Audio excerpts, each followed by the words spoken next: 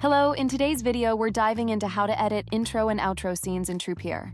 Once you've finished generating your video, you'll notice that an intro scene and an outro scene are automatically added.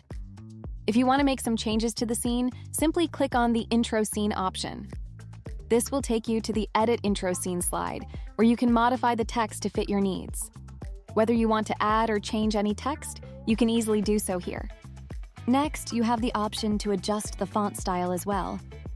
Browse through the fonts available, and if you want to tweak the size or length, just click to increase or decrease them to your liking.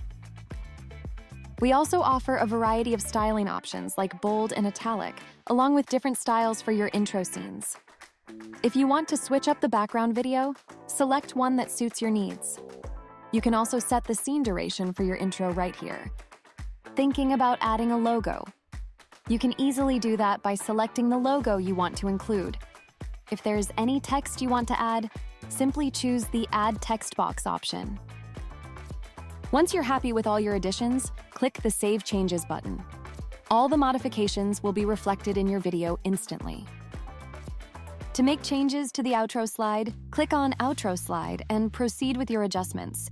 If you want to disable either the intro or outro slide, or even both, click on the Disable Slide option here to deactivate the outro. Should you decide to add an outro slide back to your video, just click on Add Outro Slide. It will be seamlessly integrated into your video. Once you're all set, hit Save Changes.